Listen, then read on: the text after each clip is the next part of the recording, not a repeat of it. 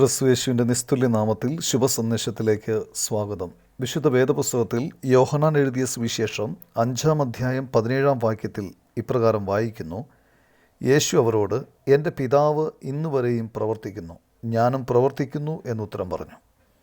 വിശുദ്ധ വേദപുസ്തകത്തിൽ ദൈവം ലോകത്തെ സൃഷ്ടിച്ചു എന്ന് നാം വായിക്കുന്നു. ഒടുവിൽ മനുഷ്യനെയാണ് ഉണ്ടാക്കിയത്. മനുഷ്യനെ സ്വന്തം ഛായയിലും സാദൃശ്യത്തിലുമാണ് സൃഷ്ടിച്ചത്. ഇത് ദൈവത്തിൻ്റെ അവസാന സൃഷ്ടിയായിരുന്നു. എന്നാൽ മനുഷ്യൻ്റെ പാപനിമിത്തം ദൈവം ഒരു പുതിയ പ്രവൃത്തി ആരംഭിച്ചു. 3 ഘട്ടങ്ങളിലായി മനുഷ്യന് വേണ്ടി ചെയ്യുന്ന രക്ഷയുടെ പ്രവൃത്തിയാണിത്. ആദ്യത്തേത് ക്രിസ്തുവിൻ്റെ ത്യാഗത്തിൻ്റെയും പ്രവാചകത്വത്തിലൂടെയുള്ള പുനരുത്ഥാനത്തിൻ്റെയും പ്രവചനമായിരുന്നു.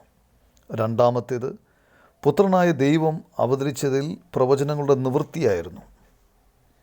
മനുഷ്യരാശിയുടെ പാപങ്ങളുടെ ഭാരം വഹിക്കുന്ന രക്ഷകൻ എന്നർത്ഥം വരുന്ന യേശു എന്നാണ് അവന് പേര് ഇട്ടിരിക്കുന്നത്. അവൻ ക്രൂശിൽ നമുക്ക് വേണ്ടി മരിച്ചു, 3-ാം ദിവസം ഉയർത്തെഴുന്നേറ്റു. മൂന്നാമത്തെ പ്രഖ്യാപനം എന്നുള്ളത് അവനിൽ വിശ്വസിക്കുകയും യേശു ക്രിസ്തുവിനെ തൻ്റെ ജീവിതത്തിൽ രക്ഷിതാവും കർത്താവുമായി സ്വീകരിക്കുന്നവനെ ദൈവം രക്ഷിക്കുന്നു. ഈ സത്യം ഞങ്ങൾ ഇന്ന് നിങ്ങളോട് അറിയിക്കുന്നു. തൻ്റെ പുത്രനായ കർത്താവായ യേശു ക്രിസ്തുവിൻ്റെ സുവിശേഷത്തിലൂടെ അനേക പാപികളെ തന്നിലേക്ക് ആകർഷിക്കാൻ ദൈവം ഇപ്പോഴും പ്രവർത്തിക്കുന്നു.